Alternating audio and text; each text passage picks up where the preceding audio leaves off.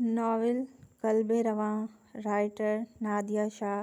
یہ ملک ہاؤس کے drawing room کا منظر تھا، جہاں 4 صوفے ایک خاص اور خوبصورت ترتیب کے ساتھ رکھے ہوئے تھے۔ ایک صوفے پر اہراز ملک بیٹھا ہوا تھا، گود میں لیپ ٹاپ رکھے، نظریں ایسے اسکرین پر جمی ہوئی جیسے شیر کو اس کا شکار نظر آ گیا ہو۔ ایک ٹانگ نیچے لٹکائے، ایک کو صوفے پر موڑ کر رکھے، وہ ایک ہاتھ اسکرین پر جبکہ دوسرا نٹس پھانکنے میں استعمال کر رہا تھا۔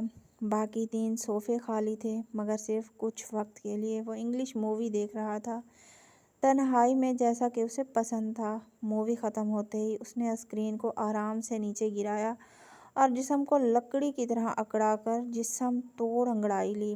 آج سنڈے تھا، اسے آفس نہیں جانا تھا۔ اتوار کی شب وہ یہی سب کیا کرتا تھا۔ رات یوں ہی اپنے پسندیدہ مشاغل کی نظر کیا کرتا تھا۔ ہاتھ سے جمائی روکتے ہوئے اس نے گھڑی پر وقت دیکھا۔ صبح کے 8 بج رہے تھے۔ او گاڈ! ایک تو نیند نے بھی اب آنا تھا اور اس چڑیل کو یونیورسٹی چھوڑنے کا عذاب الگ سر پر مسلط ہے۔ نیند سے بوجھل آنکھوں کو زبردستی کھلا رکھتے ہوئے وہ ڈرائنگ روم سے باہر نکلا۔ سفید و سیاہ ماربل سے بنا یہ شہر کے وسط میں واقع بنگلہ اس وقت بالکل خاموش کھڑا تھا۔ طوفان اپنی آمد سے پہلے خاموشی کو بھیجتا ہے۔ اسے حیرت ہوئی کہ چڑیل پہلے تو اسے اس وقت لاؤنج میں ہی نظر آ جاتی ہے۔ یہی ہوتا ہے رات بھر جاگنے کا اثر۔ نیند کی خماری میں اس کا دماغ یہ تک یاد نہ رکھ سکا تھا کہ اگر آج اس کے لیے سنڈے ہے تو یقیناً باقی سب کے لیے بھی ہوگا۔ مہوش، مہوش، مہوش، جلدی آؤ، تمہیں یونیورسٹی چھوڑ آؤں، پھر مجھے اور بھی بہت کام ہے۔ وہ لاؤنج میں کھڑا ہو کر سیاہ آنکھوں کو بار بار چپکتا ہوا اسے پکار رہا تھا۔ کچھ لمحوں میں مندی مندی آنکھوں کو زبردستی واک کرتی ہوئی وہ سیاہ بالوں کو کیچر کی مدد سے فولڈ کرتی ہوئی سیڑھیاں اترتی نظر آ رہی تھی۔ فل بلیک کلر کے پرنٹڈ لان کے سوٹ میں سفید کھلتی ہوئی جلد شرما رہی تھی۔ کیا ہے؟ کیوں سر کھا رہے ہو؟ نیم خماری کے باعث اس کی آواز بھاری تھی۔ تمیز سے بات کرو، ہمارے رشتے کی نزاکت و اہمیت کا علم ہونا چاہیے تمہیں۔ وہ گرے شرٹ کی آستینوں کو فولڈ کرتا ہوا روب جھاڑتا ہوا بولا تھا۔ مہوش نے غور سے اس کا چہرہ دیکھا۔ سرخ آنکھیں اس کے رت جگے کی چگلی کھا رہی تھیں۔ تم نے مجھے یہ بتانے کے لیے اتنی صبح میری نیند خراب کی؟ وہ بھویں چڑھاتی ہوئی کوف زدہ سی بولی تھی۔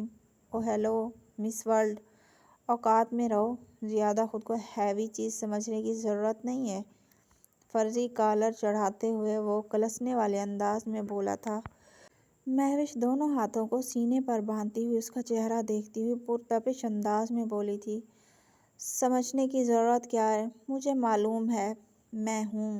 اس نے چہرے پر جھولتی چند آوارہ لٹوں کو ایک ادا سے پیچھے اچھالا تھا، جیسے سامنے کھڑا شخص اس کی بات مان لے گا۔ نہیں، بالکل نہیں۔ وہ اگر مقناطیس کا پازیٹیو پول تھی تو وہ نیگیٹو تھا، وہ اگر ایکشن تھی تو وہ اس کا ری ایکشن تھا۔ دونوں ایک دوسرے کی ٹکر کے ہی تھے، اور 24 گھنٹوں میں سے کم از کم 12 گھنٹے تو وہ ایک دوسرے کو ٹکر دیتے رہتے تھے۔ کبھی ایک کا سر لہولہان ہو جاتا تو کبھی دوسرے کا۔ خیر یہ تعارف ادھار رہا، ابھی ان دونوں کی موجودہ گفتگو کی طرف آتے ہیں۔ صبح صبح اتنا اچھا جوک سنانے کا شکریہ، اب جلدی سے چلو، وہ استہزاء سے مسکراتا ہوا بولا تھا۔ مہوش ناسمجھی سے اسے دیکھے گئی تھی۔ نیلی روشن آنکھوں میں حیرت چمک رہی تھی۔ کہاں؟ اہراز نے اسے ایسے دیکھا جیسے اس نے کوئی انہونی بات کر دی ہو۔ یونیورسٹی، اور کہاں؟ تمہیں ڈیٹ پر لے کر جاؤں گا کیا؟ اسے گھورتا ہوا وہ کڑوے لہجے میں بولا تھا۔ مہوش کچھ لمحہ آنکھیں پھیلائے اسے دیکھتی رہی۔ اس کے کنفیوز چہرے پر وہ ایسے نگاہیں گاڑے کھڑی تھی جیسے وہ کوئی مشکوک انسان ہو۔ اچانک اس کے جناتی قہقہا پر لاؤنج کی سیڑھیوں پر بیٹھی مانو سہم کر اوپر کو بھاگی تھی۔ اہراز ہونک بنا اسے دیکھے گیا۔ لگتا ہے تمہارا دماغ کھسک گیا ہے، وہ طنزیہ انداز میں ہلکا سا مسکرایا تھا۔ لیکن مجھے لگتا ہے اللہ پاک جب تمہارا دماغ بنا رہے تھے تو فرشتے مٹی وہاں سے اٹھا لائے تھے جہاں سے گدھوں کے لیے اٹھائی گئی تھی۔ وہ پیٹ پر ہاتھ رکھے ابھی بھی ہنس رہی تھی۔ اہراز کو اس کی بات پر پاؤں کے ناخن سے لے کر سر کے آخری بال تک آگ لگی تھی۔ گدھی ہوگی تم، وہ دانت پیس کر گرایا تھا۔ مہوش نے بامشکل ہنسی روکی تھی۔ وہ اب بالکل سنجیدہ کھڑی تھی۔ لیکن فی الحال وقت کے منصف سے بھی انصاف کروا لیں گے تو گدھے تم ہی ثابت ہوگے۔ وہ ہاتھ سے ہلکی سی تالی بجاتی ہوئی گویا ہوئی تھی۔ اعراز ابھی تک ناسمجھ بنا کھڑا تھا۔ تمہیں چلنا ہے تو چلو، ورنہ میں سونے جا رہا ہوں۔ کم از کم میرا سنڈے تو برباد مت کرو۔ وہ کمر پر ہاتھ رکھے تیوری چڑھاتا ہوا بولا تھا۔ فارغ العقل انسان، تمہارے لیے فرشتے الگ سنڈے لے کر آتے ہیں اور ہمارے لیے الگ۔ اعراز کی نگاہوں میں اب کچھ بوجھا تھا، شاید وہ اعتماد تھا۔ اعراز کو اس وقت اپنے دماغ کو خوب لعن طعن کرنے کا دل چاہا تھا۔ بے وقوف، کم از کم اس لڑکی کے سامنے تذلیل تو نہ کرواتا۔ زندگی میں کبھی کسی ٹیسٹ میں پاس کروا دیا، نہ ہی کبھی ایگزامز میں صحیح سے کام کیا۔ کبھی تو میرے کام آ جایا کر۔ وہ دل ہی دل میں کلستا ہوا اپنے کمرے کی طرف جا رہا تھا۔ مہوش کمر پر دونوں ہاتھ رکھے اسے جاتا ہوا دیکھتی رہی۔ پھپھو نے کس گدھے کو میرے پلے باندھ دیا؟ منہ بناتی ہوئی وہ دوبارہ سیڑھیاں چڑھنے لگی تھی۔ آج اتوار تھا اور اسے کم از کم 12 بجے سے پہلے نہیں اٹھنا تھا۔ شام کے 4 بج رہے تھے۔ گھڑی کی سوئیاں اس قدر تیزی سے چلتی محسوس ہو رہی تھی جیسے ان کے پیچھے ملک الموت لگ چکا ہو۔ اعراز اس وقت اپنے آفس میں بیٹھا ہوا تھا۔ کانچ کی چمکتی میز سے زرد بلب کی روشنی ٹکرا کر دیوار پر پڑ رہی تھی۔ اس کے سامنے رنگ برنگی فائلز کا ڈھیر لگا ہوا تھا۔ ایک ہاتھ کو فولڈ کیے وہ اپنے چہرے کے سامنے جمائے ہوئے بیٹھا تھا۔ دیواروں سے چپکی سیاسی رہنماؤں کی تصاویر دیکھو تو یوں معلوم ہوتا تھا وہ سانس لے رہی ہوں۔ اعراز کی نظر بے ساختہ ان تصویروں پر جا ٹکی۔ وہ علامہ اقبال کی ایک تصویر تھی۔ کان کی کن پٹی پر قلم ٹھونسے، چہرے پر انگلی رکھے، چہرے پر متفکر تاثرات رقم تھے۔ وہ یقیناً کسی گہری سوچ میں گم تھے۔ اعراز کا حال بھی کچھ اس سے مختلف نہ تھا۔ کیا گھور رہے ہو؟ اس کی آواز خاموش آفس کی دیواروں سے ٹکرا کر فضا میں گونج گئی تھی۔ سیاہ آنکھیں سکڑ گئی تھیں۔ اگر خواب دیکھنا ہی تھا تو ڈھنگ کا دیکھ لیتے۔ کاش اس دن تم پاکستان کا خواب دیکھنے کے بجائے مردوں کی آزادی کا خواب دیکھ لیتے۔ اس نے جیسے دہائی دی تھی۔ ٹھنڈی سانس بھرتے وہ دانت پیستا ہوا اٹھا تھا اور اس ساکت تصویر کے سامنے جا کھڑا ہوا تھا۔ کیا فائدہ ایسی آزادی کا جہاں مرد آدھے فٹ کی عورت کی غلامی کرتا پھرے؟ تم مرد تھے، تمہیں سوچنا چاہیے تھا کہ بعد میں ان عورتوں کے ہاتھ اس ملک کا سب سے قیمتی سرمایہ یعنی ہم بہت خوار ہوں گے۔ وہ تصویر کو دیکھتا ہوا روحان سی ہوا تھا۔ آج صبح کا واقعہ یاد کر کے اس کا دل خون کے آنسو رو رہا تھا۔ آج صبح جب وہ ناشتے کی میز پر بیٹھا ناشتہ کر رہا تھا تب مہوش اور امی بھی اس کے ساتھ ناشتہ کرنے میں مشغول تھی۔ جب مہوش کم چڑیل زیادہ نے چٹکلا چھوڑا تھا، پھپھو میرے روم کا اے سی خراب ہو گیا ہے، پلیز یا تو ایکسچینج کروا دیں یا پھر ٹھیک کروا دیں۔ اس نے فورک منہ میں ڈالتے ہوئے رسانیت سے کہا تھا۔ ہاں، شام کو اعراز آتے ہوئے مکینک کو لیتا آئے گا، فرسودہ بانو نے اپنی طرف سے حل پیش کیا تھا۔ اعراز نے کنکھیوں سے پہلے مہوش کو گھورا، پھر امی کو دیکھا تھا۔ امی سوری، میں کسی مکینک کی دکان پر نہیں جاؤں گا، اسپیشلی اس لڑکی کی خاطر۔ صاف چٹا جواب۔ بے مروتی کی بھی حد ہوتی ہے۔ مہوش چپ چاپ کھانا کھاتی رہی تھی جبکہ فرسودہ بیگم کا چہرہ تیوریوں سے بھر چکا تھا۔ تم اب اپنی ذمہ داری سے جواب دے رہے ہو، یہی سکھایا تھا ہم نے تمہیں۔ لو جی، ہو گیا دیسی مومس کا معاملہ شروع۔ امی، میں نے ایسا کیا کہہ دیا؟ بس اتنا ہی کہا ہے نا کہ میں دی باس آف اعراز کمپنیز، مکینک کی دکان پر جاتا ہوا اچھا لگوں گا۔ اس نے جلدی سے پینترا بدلا تھا۔ حالات کو اپنے خلاف جاتا ہوا وہ بآسانی محسوس کر چکا تھا۔ نالائق اولاد، یوں کہو کام چوری کی عادت پڑ گئی ہے۔ مہوش نے اپنی ہنسی کنٹرول کرنے کی بہت کوشش کی تھی لیکن پھر بھی دبی دبی مسکراہٹ نکل ہی گئی تھی۔ مگر اعراز کا منہ میں جاتا ہوا فورک اور ڈائناسور کے جتنا کھلا منہ وہیں کا وہیں رہ گیا تھا۔ نالائق؟ کام چور؟ وہ بے یقینی سے نگاہیں پھیلائے بیٹھا تھا۔ تو کیا صبح سے شام تک وہ آفس میں جھک مارتا تھا؟ اب یہ سوال وہ امی سے نہیں کر سکتا تھا کیونکہ اس کا اس گھر سے بے دخل ہونا پکا تھا۔ پھپھو ایسی نالائق اولاد کو گھر میں رکھنا فضول ہے۔ महविश ने आग में अपने हिस्से की फूंक मारनी ज़रूरी समझी थी। वो दांत पीस कर रह गया था। अगर तुम रात को मैकेनिक साथ नहीं लाए तो याद रखना, ये तुम्हें आखिरी बार घर का नाश्ता नसीब हो रहा है। वो धमकी देती हुई वहाँ से जा चुकी थी। यानी अब उसके सर से छत छीनने की बात की गई थी। वो दंग रह गया था। वो एहराज की माँ कम, सास ज़्यादा महसूस होती थी। अगर मेरा बाप रनमुरीद ना होता, इनके नाम सारी जायदाद करवा कर ना जाता, तो शायद आज ये दिन मेरी ज़िंदगी में ना आता।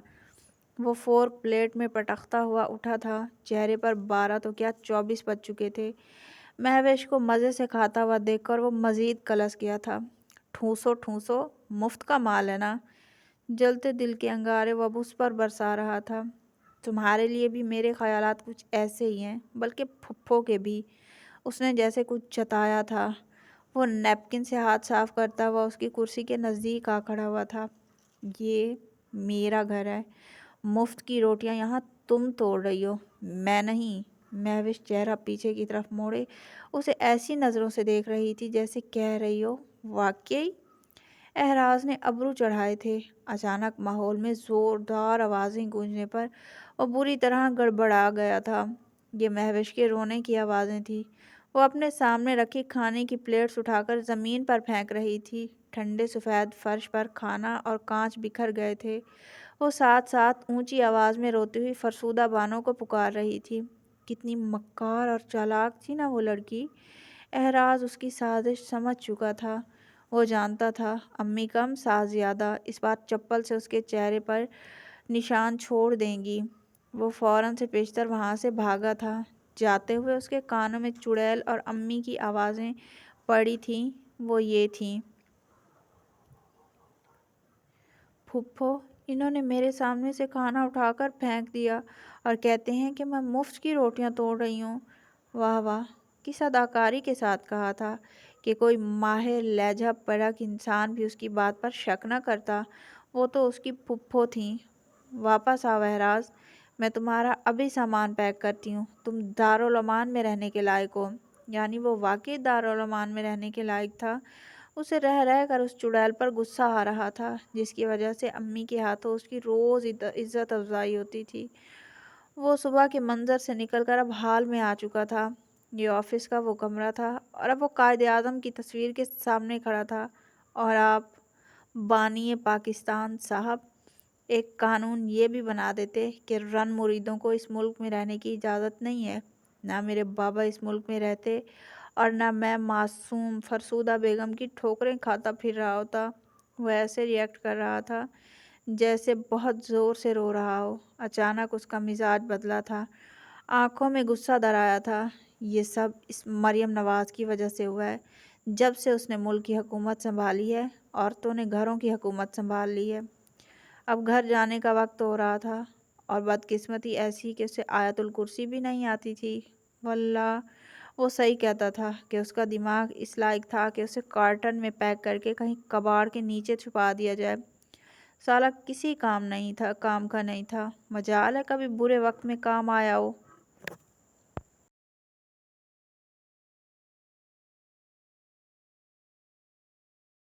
जून का महीना अपने अलविदाई दिनों में था। जुलाई नए साल में अपने कदम धरने को बेताब था। मौसम के तेवर कुछ ठीक नहीं लग रहे थे। सुबह तक आसमान ठीक था, मगर इस वक्त नीला आसमान ऐसे बादलों से भरा हुआ था जैसे रात वक्त से पहले उतर आई हो। बारिश काफ़ी ज़ोर पकड़ चुकी थी। जर्द रोशनियों से जगमगाता हुआ उसका कमरा बिल्कुल खामोश था। खिड़की से पर्दा सरकाए हुए वो खामोशी से दीवार के साथ टेक लगाए खड़ा था। आंखें रोशन थीं, चेहरा खोया हुआ, उठी हुई नाक, गुलाबी होंठ, गंदमी माइल चेहरा। ऐसा लगता था वो शख्स काफ़ी फुर्सत में तैयार किया गया था। भीनी भीनी यादों की छावर उसके जहन को भिगो रही थी। उसका दिल मुस्कुरा रहा था। ये बारिश उसके लिए एक सुहानी याद थी, माजी का एक बहुत बड़ा खुशगवार सानिया। चलिए उसका जिक्र कर लेते हैं। सर्दियों की शाम थी जब महविश पहली मर्तबा उसके घर आई थी। उसकी अम्मी पहले हयात ना थी। एहसान मामू की वफ़ात के बाद वो बिल्कुल तनहा और बेआसरा हो गई थी। फरसूदा बेगम के इकलौते भाई की इकलौती औलाद थी महविश एहसान। وہ اسے اپنے ساتھ اپنے گھر لے آئی تھیں۔ احراز اس وقت 25 سال کا تھا، ابھی نیا نیا آفس جوائن کیا تھا۔ مہوش کی عمر اس وقت 18 سال تھی، وہ ابھی کالج کے سیکنڈ ایئر میں تھی۔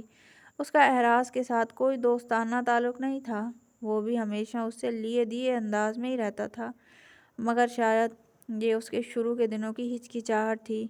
جیسے دلہن صرف 3 روز کی ہوتی ہے، اسی طرح مہوش بی بی بھی محض 3 روز ہی لحاظ رکھ سکیں۔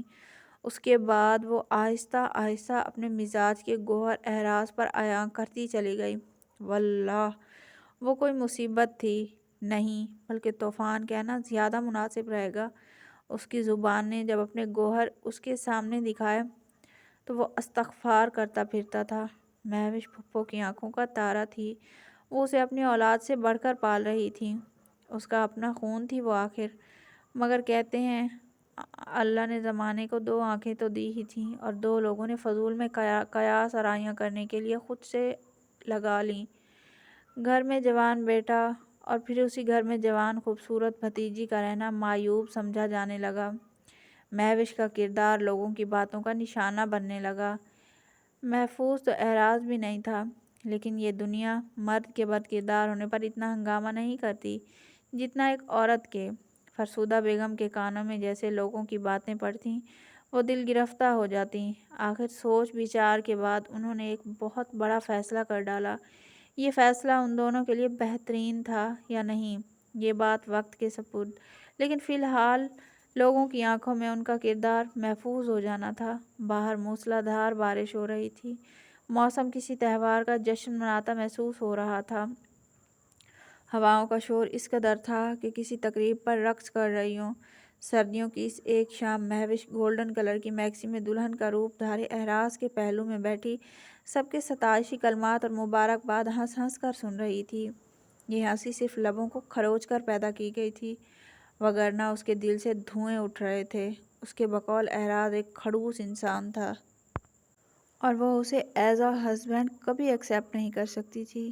ہاں، پھپھو کو وہ انکار نہیں کر سکی، لیکن اس نے ٹھان لی تھی کہ وہ اپنی زندگی میں ایسا دن کبھی نہیں آنے دے گی جب وہ رخصت ہو کر احراز کی زندگی میں جا رہی ہو۔ راضی تو احراز بھی نہیں تھا، لیکن اپنی امی کے سامنے اس کی کہاں چلتی تھی۔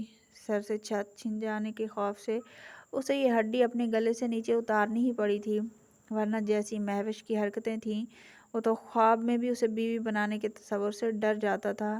نکاح کے بعد ان دونوں کے درمیان ایک خاموش جنگ چھڑ چکی تھی۔ مہوش کی کوشش یہی تھی کہ وہ احراز کو اس قدر تنگ کرے کہ اسے اپنی پیدا ہونے پر بھی افسوس ہو، لیکن احراز کی نیت اب بدلتی جا رہی تھی۔ وہ دل ہی دل میں مہوش کو پسند کرنے لگا تھا، مگر اس کی حرکات دیکھ کر اسے اپنے ہی دل پر لعنت بھیجنے کا جی چاہتا تھا۔ ہاں، اگر وہ نکاح اس کی مرضی کے بغیر ہوا تھا، مگر اس کے دل میں وہ دن ایک سہانی یاد بن کر ٹھہرا ہوا تھا۔ حال میں واپس آؤ تو وہ یوں ہی دیوار سے ٹیک لگائے مسکرا رہا تھا۔ چڑیل جتنی خوبصورت ہے اتنی اچھی بھی ہوتی۔ آہ کاش، اس نے منہ ہی منہ میں کہا تھا اور وہاں سے ہٹ گیا تھا۔ پردے گراتا ہوا وہ اب کمرے کو اندھیر کر چکا تھا۔ ایسے موسم میں اسے نیند بہت آتی تھی اور وہ اب سونا چاہتا تھا۔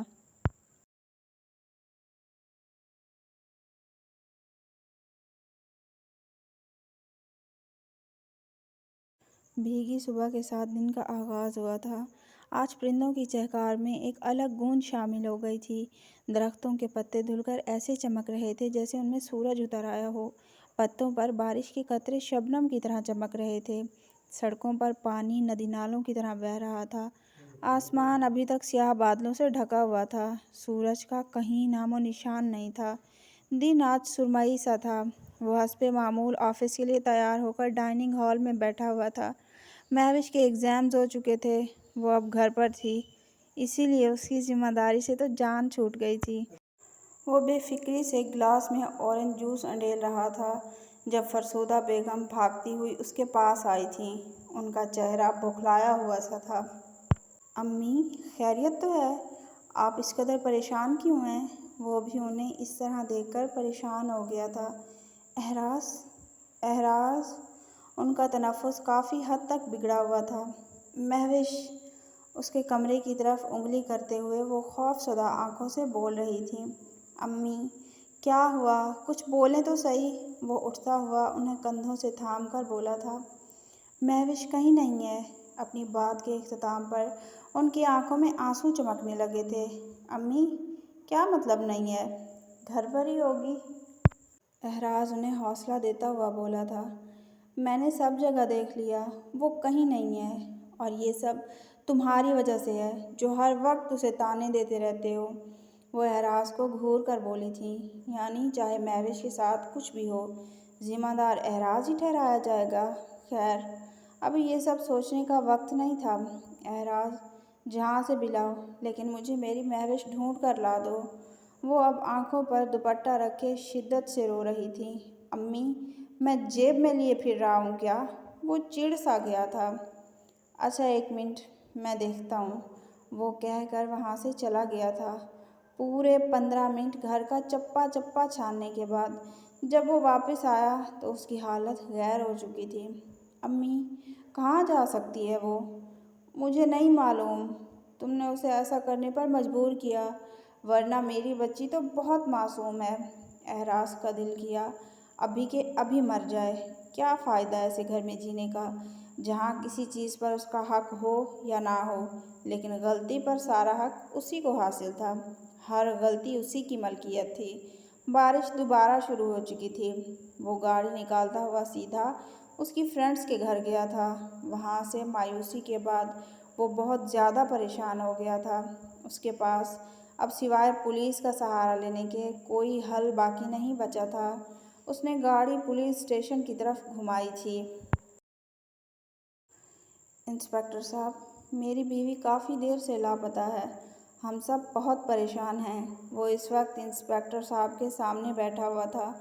چہرہ متفکر تھا، آنکھیں تھکی ہوئی سی۔ پولیس یونیفارم میں ملبوس انسپکٹر نے غور سے اس کا چہرہ دیکھا۔ چند روایتی سوالات کے بعد وہ سنجیدگی سے بولا تھا۔ 24 گھنٹے سے پہلے ہم گمشدگی کی رپورٹ درج نہیں کر سکتے۔ پلیز سر، میری امی مجھے جان سے مار دیں گی۔ ان کو لگتا ہے کہ ان کی بہو کے گھر سے گمشدہ ہونے کی وجہ میں ہوں۔ وہ گھبرا گیا تھا۔ انسپکٹر صاحب نے چونک کر اسے دیکھا تھا۔ یعنی اس معاشرے کے 50% مرد اس معاملے میں مظلومیت کا شکار تھے۔ انسپکٹر صاحب نے یک لہجہ ٹھنڈی آہ بھری تھی۔ شاید وہ احراز کا دکھ سمجھ رہے تھے۔ ٹھیک ہے، لیکن فی الحال کارروائی شروع نہیں ہوگی۔ ہم صرف درج کریں گے اور پرائیویٹ طور پر ہی آپ کی کچھ ہیلپ کر دیں گے۔ احراز نے سکھ کا سانس لیا تھا۔ اوکے، اس نے پرجوش آواز میں کہا۔ تبھی انسپکٹر صاحب نے ایک رجسٹر اٹھایا تھا۔ قلم ان کے ہاتھ میں تھا اور وہ رجسٹر کھول رہے تھے۔ کیا آپ ہمیں ان کا حلیہ، چہرہ یا کوئی ایسی نشاندہی بتا سکتے ہیں جس سے انہیں ڈھونڈنے میں مدد ملے؟ انسپکٹر صاحب سنجیدگی سے پوچھ رہے تھے۔ کچھ لمحوں کے لیے احراز سوچ میں پڑ گیا تھا۔ اس چڑیل نے کبھی ایسی نوبت آنے ہی کہاں دی تھی کہ وہ اس کے چہرے، حلیے یا نین نقوش پر غور فرماتا۔ بتائیے، اسے کھویا ہوا پا کر انسپکٹر صاحب اونچی آواز میں بولے تھے۔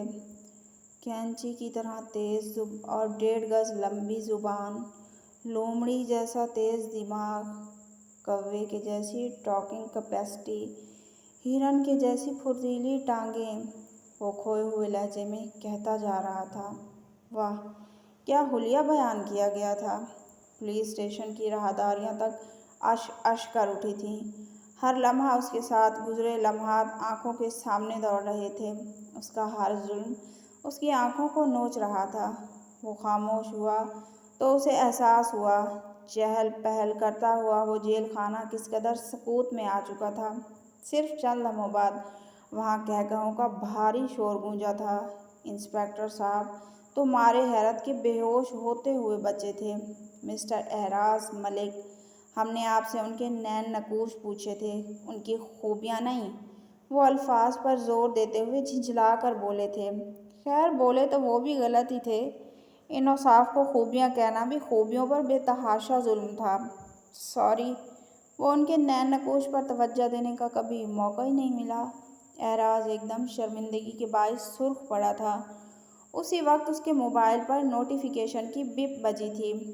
موبائل کھولنے پر جو اس نے دیکھا اس کا سر گھوم گیا تھا۔ مہوش صاحبہ، جن کے لیے وہ کتوں کی طرح شہر میں ذلیل ہوتا پھر رہا تھا، وہ گھر کی چھت پر بارش میں ٹک ٹاک بنا رہی تھی۔ اس وقت اس کے جبڑے غصے سے بھیج گئے تھے۔ کتنا پاگل تھا وہ، سارا گھر چھان مارا، ایک مرتبہ چھت کو بھی دیکھ لیتا۔ اف خدایا، اس نے وہیں اپنا سر تھام لیا۔ سوری سر، آپ کو ڈسٹرب کیا، لیکن مجھے کوئی رپورٹ درج نہیں کروانی، وہ معذرت خواہانہ کہتا ہوا وہاں سے اٹھتا گاڑی میں جا بیٹھا تھا۔ بارش ابھی بھی سڑکوں گلیوں کو بھگو رہی تھی۔ اعراز کے تن بدن میں شرارے دوڑ رہے تھے۔ اسے رہ رہ کر فرسودہ بیگم پر غصہ آ رہا تھا کہ کم از کم وہ تو چھت پر دیکھ لیتیں، اسے اس قدر خوار تو نہ ہونا پڑتا۔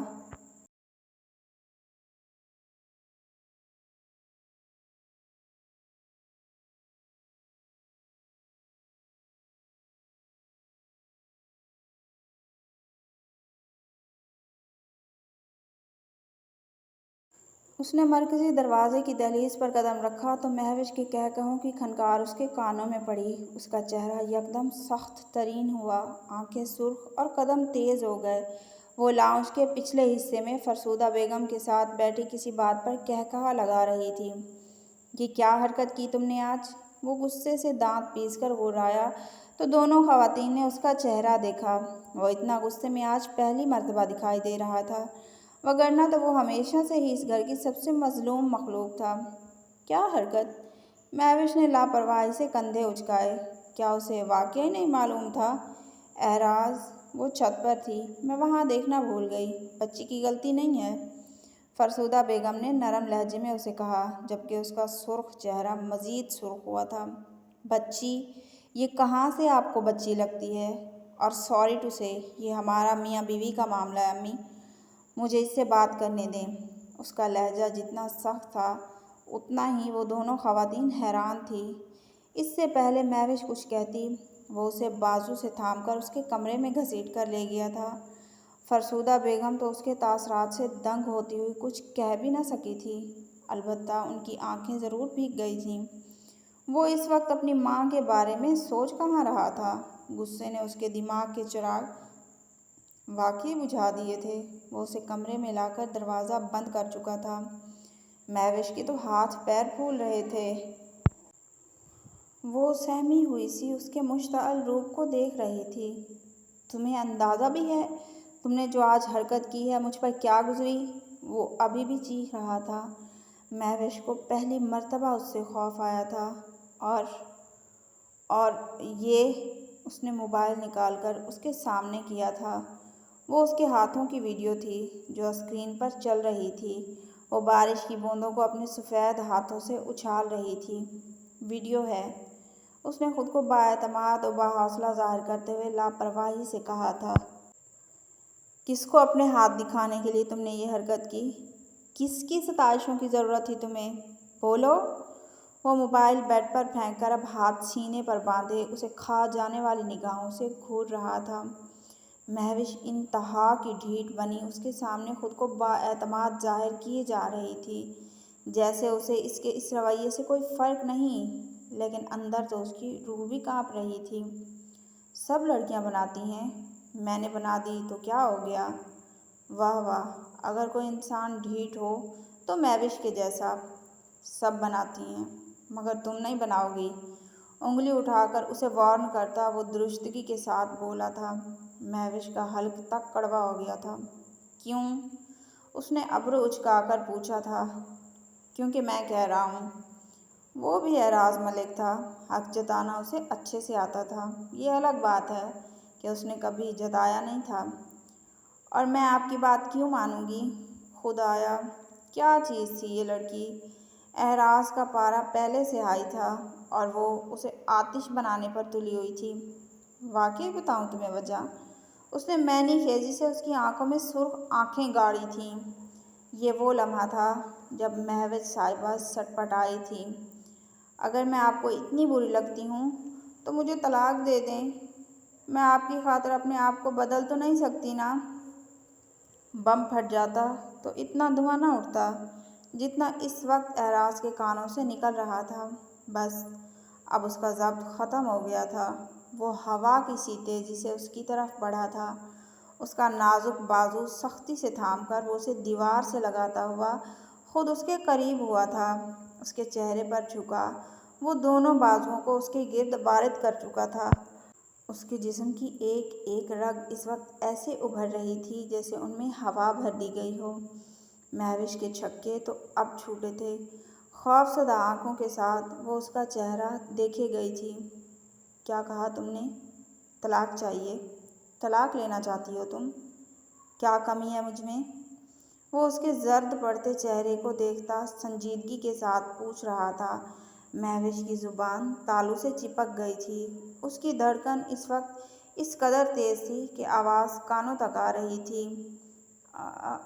آپ مجھے پسند نہیں کرتے، مجھے خوش نہیں رکھیں گے؟ ہکلاتے ہوئے اس کی آواز بامشکل نکلی تھی۔ اس کی آنکھیں بھیگ چکی تھیں۔ ایک لمحہ لگا تھا کہ موتی برسنے لگے تھے۔ اعراز نے بے اختیار اپنا سر تھاما تھا۔ اف، یہ عورت اور اس کی اوور تھنکنگ۔ محترمہ، کس نے کہہ دیا تم سے کہ میں تمہیں پسند نہیں کرتا؟ اس کا لہجہ اب کافی نرم ہو گیا تھا۔ آپ خود تو کہتے ہیں۔ رونے کی وجہ سے اس کی ناک سرخ ہو رہی تھی۔ اعراز اسے پہلی مرتبہ روتے ہوئے دیکھ رہا تھا۔ بلا شبہ وہ روتے ہوئے بہت پیاری لگتی تھی۔ اس نے دل ہی دل میں اعتراف کیا تھا۔ کب کہا تھا؟ اس کے چہرے کو محبت سے دیکھتا ہوا وہ مدھم آواز میں بول رہا تھا۔ مہوش نے دماغ پر زور دیا کہ اس نے واقعی ایسا کبھی زبان سے کچھ نہیں کہا تھا، لیکن وہ جیسے اس سے بیہیو کرتا تھا کہ اس سے تو یہی لگتا تھا۔ کسی کا بیہیویئر بعض اوقات اس کے دل کے جذبات سے مختلف ہو سکتا ہے۔ پہلے کبھی نہیں کہا، چلو آج کہتا ہوں۔ مہوش کے دل میں سوئیاں سی چبھی تھی۔ مطلب وہ کسی کے منہ سے اپنے لیے نفرت کا اظہار نہیں سن سکتی تھی۔ وہ اس کے کان کے قریب ہوا تھا۔ اس کے سلکی بالوں سے آتی ہوئی مہک اس کے نتنوں سے ٹکرائی تھی۔ مہوش بلا ساختہ آنکھیں میچ گئی تھی۔ میں تم سے بے تحاشا، وہ سنبھل سنبھل کر کہتا ہوا رک گیا تھا۔ مہوش انتظار میں تھی کہ کب وہ اپنا اظہار نفرت مکمل کرے۔ دل دھک دھک سا کر رہا تھا۔ نہ جانے کیوں مگر اسے یہ لمحہ برا لگ رہا تھا۔ محبت کرتا ہوں۔ اس نے آخری الفاظ کہے تو اس کے لب مسکرا رہے تھے، جبکہ مہوش کے تو گویا ہوش ہی اڑ گئے تھے۔ اسے واقعی صدمہ لگا تھا۔ مطلب اس نے آج تک جتنا اعراز کو تنگ کیا تھا وہ کیسے یہ سب کہہ سکتا تھا؟ یہ جھوٹ تھا، یقیناً جھوٹ ہی تھا۔ پھٹی پھٹی آنکھوں سے وہ ساکت کھڑی تھی جب اعراز نے اس کے کانوں پر اپنے لب رکھ دیے تھے۔ امی سے بات کرتا ہوں رخصتی کے لیے۔ تم سے تمہاری ساری شرارتوں کے حساب لینے کا وقت آ گیا ہے۔ ایک اور جھٹکا۔ وہ شخص آج اسے جھٹکے پر جھٹکا دیے جا رہا تھا۔ وہ پیچھے ہٹا تو مہوش کی حالت ایسی تھی جیسے اسے کسی زہریلے جانور نے ڈس لیا ہو۔ اعراز، تم جھوٹ بول رہے ہو نا؟ اس کی آنکھوں میں بے یقینی تھی۔ آہ! بے ساختہ اس نے ٹھنڈی آہ بھری تھی۔ لڑکی، شوہر ہوں تمہارا، اور تم سے عزت وصول کرنا میرا ادھورا خواب بن گیا یار۔ خیر، ان باتوں کو سائڈ پر رکھو اور یہ بات ذہن نشین کر لو، آئندہ اپنے جسم کی نمائش سوشل میڈیا پر نہیں کرو گی۔ پہلے کی طرح جسٹ اسلامک ویڈیو اپلوڈ کر سکتی ہو۔ وہ واپس جانے کے لیے مڑا تھا۔ اور ہاں، امی پریشان ہو رہی ہوں گی، اپنا حلیہ درست کر کے نیچے آ جاؤ۔ شکر ہے اسے امی یاد آ ہی گئی تھیں۔ وہ چلا گیا تھا۔ اب کمرے میں وہ اکیلی کھڑی تھی یا اس کی بے یقینی؟ وہ خالی نگاہوں سے دیواروں کو گھورتی ہوئی بیڈ پر بیٹھ گئی تھی۔ اللہ جی، کتنا معصوم تھا نا یہ بندہ، پھر اس کو کون سی بیماری لاحق ہو گئی؟ وہ سر کو تھامے ہوئے خود کو ریلیکس کرنے لگی۔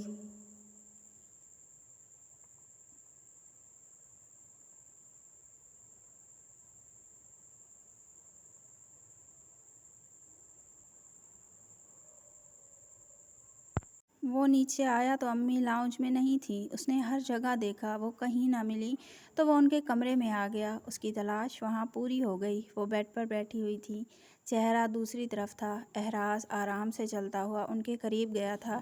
ان کے سامنے جا کے وہ گھٹنوں کے بل زمین پر ان کے قدموں میں بیٹھ گیا تھا۔ اس نے دیکھا ان کی آنکھیں نم تھیں۔ اسے شدید شرمندگی کا احساس ہوا۔ پوری دنیا اس کی وجہ سے روئے، اسے کوئی پرواہ نہیں تھی، لیکن اس کی ماں اس کی وجہ سے روئے، اسے کہاں گوارا تھا۔ اسے اس وقت اپنے رویے کا شدت سے احساس ہوا تھا۔ امی، ان کے گھٹنوں پر ہاتھ رکھے وہ نرمی سے بولا تھا۔ فرسودہ بیگم نے بھیگی آنکھوں کے ساتھ اس کا چہرہ دیکھا تھا۔ آئی ایم سوری امی، مجھے آپ سے اس طرح بیہیو نہیں کرنا چاہیے تھا۔ اس کی آنکھوں میں واقعی ندامت دکھائی دے رہی تھی۔ سوری تو مجھے کہنا چاہیے، تم نے کبھی مجھے اپنے بابا کی کمی محسوس نہیں ہونے دی، لیکن میں تمہیں باپ کا پیار نہیں دے سکی، بھیگی آواز میں کہتے ہوئے ان کی آنکھیں ایک بار پھر چھلک پڑیں۔ لیکن بیٹا، میں تم سے بہت محبت کرتی ہوں۔ امی، میں جانتا ہوں، وہ ان کے آنسوں پونچھ کے بولا تھا۔ کیا ماں کو یہ بتانے کے لیے الفاظ کی ضرورت ہوتی ہے کہ وہ اپنی اولاد سے کس قدر محبت کرتی ہے؟ وہ تو سراپا محبت ہوتی ہے۔ خدا نے بھی اپنے پیار کی مثال دینے کے لیے ماں کے پیار کا حوالہ دیا۔ کیا اب بھی کوئی شک ہے کہ ماں کو اپنی اولاد سے محبت کا اظہار کرنے کی ضرورت باقی بچتی ہے؟ احراز نے ان کے ہاتھ بے اختیار تھام کر لبوں سے لگا لیے تھے۔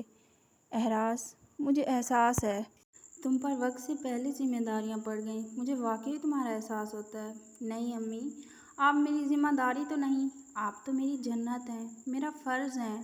ان کے کندھوں سے تھامتا ہوا وہ نہایت شفقت سے گویا ہوا تھا۔ امی، معاف کر دینا، غلطی ہو گئی۔ وہ بچوں کی طرح منہ لٹکائے بولا تو وہ بلا اختیار ہنستی تھی۔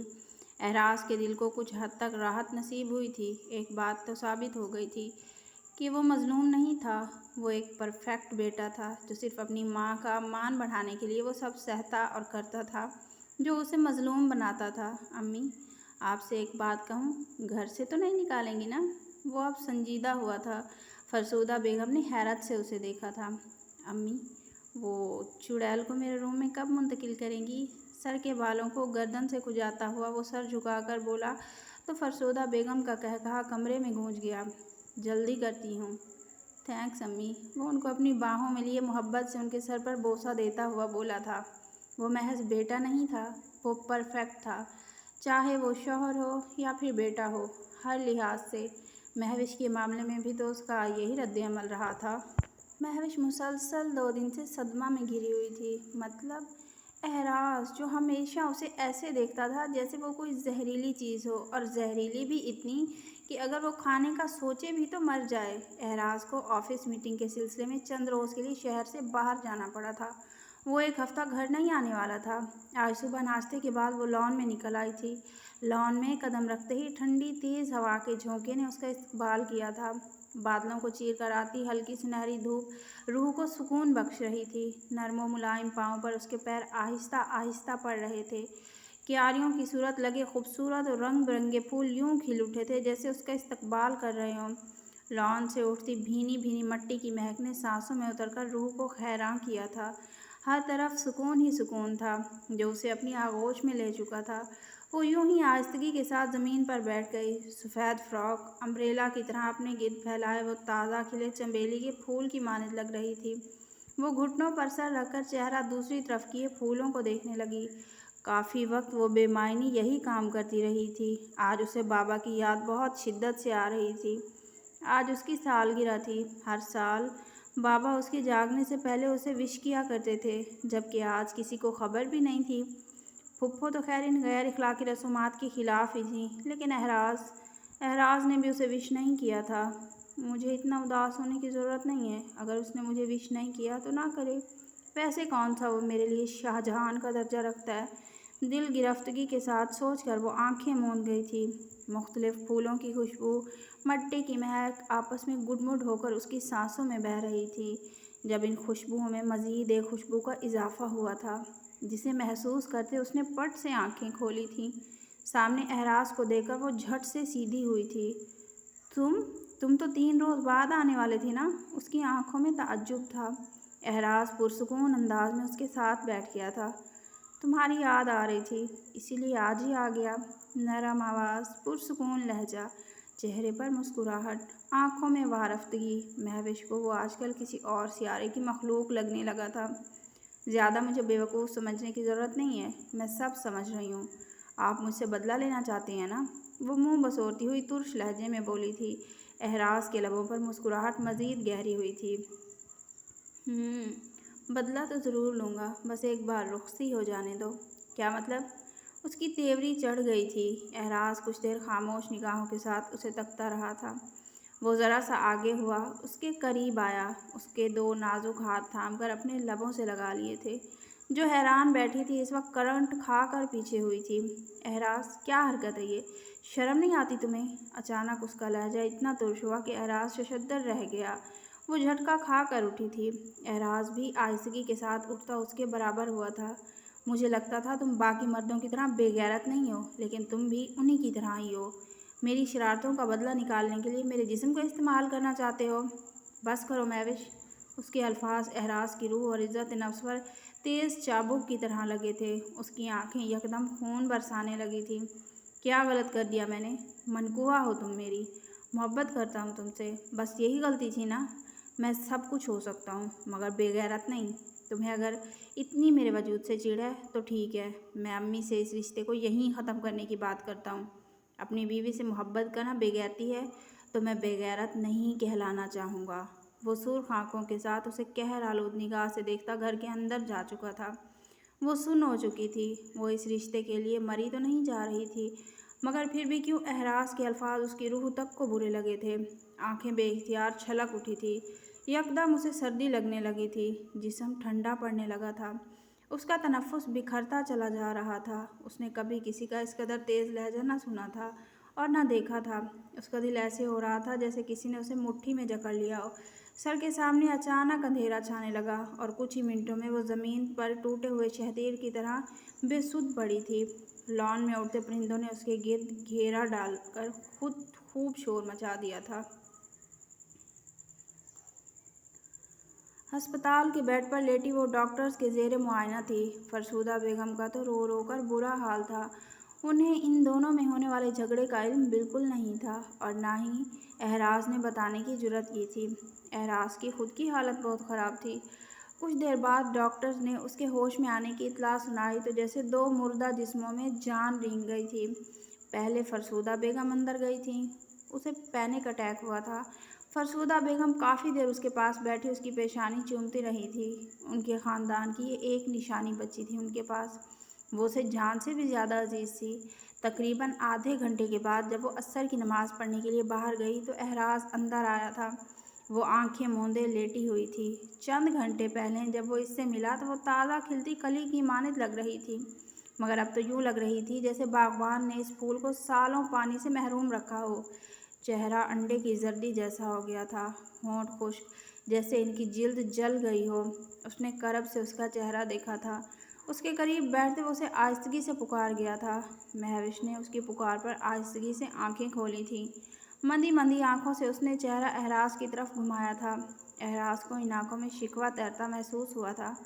आई एम सॉरी, मुझे तुम्हारे साथ ऐसा बिहेव, वो गर्दन झुकाए आहिस्ता आवाज़ में कह रहा था जब महविश ने उसकी बात दरमियान में ही अचक ली थी। आई एम सॉरी, गलती मेरी थी। मैंने गुस्से में तुम्हारे लिए नाजेबा अल्फाज इस्तेमाल किए जो मुझे नहीं करने चाहिए थे। उसकी आवाज़ में कराहत शामिल थी, जैसे वो बरसों की थकन ज़दा हो। एहराज को हैरत का ज़ोरदार झटका लगा था। महविश और माफ़ी, या खुदाया! एक मर्तबा पूरी दुनिया उसके सर पर घूम गई थी, मगर उसने खुद को काबू में रखा। तुमने मुझे माफ़ किया? वो सवालिया निगाहों से उसे देख रही थी। तुम्हें तो मेरा कत्ल भी माफ़ है। ये तो बस छोटी सी दिलादारी थी। वो हल्का सा मुस्कुराया था। महविश भी जवाबन बेजान सा मुस्कुराई थी। उसे एहराज की आंखों में कोई खला नज़र आ रहा था जो उसे बहुत बेचैन कर रहा था। ऐसा पहली मर्तबा हो रहा था। उससे ये खालीपन देखा न गया और अपना हाथ उसके हाथ पर रखा। एहराज मुताज्जिब निगाहों से उसे देखने लगा था। एहराज, अपनी शादी का जोड़ा मैं खुद पसंद करूँगी। एहराज को इस वक्त देखो तो ऐसा हो गया था जैसे मुर्दा जिस्म में दोबारा रूह फूंक दी गई हो। अब उसकी आंखों में चमक उभरी थी। میری طرف سے شادی کی ساری شاپنگ، سجاوٹ، مہمانوں کو دعوت نامہ سب تم کرنا۔ وہ خوشی سے پاگل ہو گیا تھا، یوں جیسے کسی وبا میں مبتلا مریض کو عین موت کے قریب زندگی کی نوید سنا دی گئی ہو۔ محبت بھری نگاہوں سے اسے دیکھتا ہوا وہ نہال ہو گیا تھا۔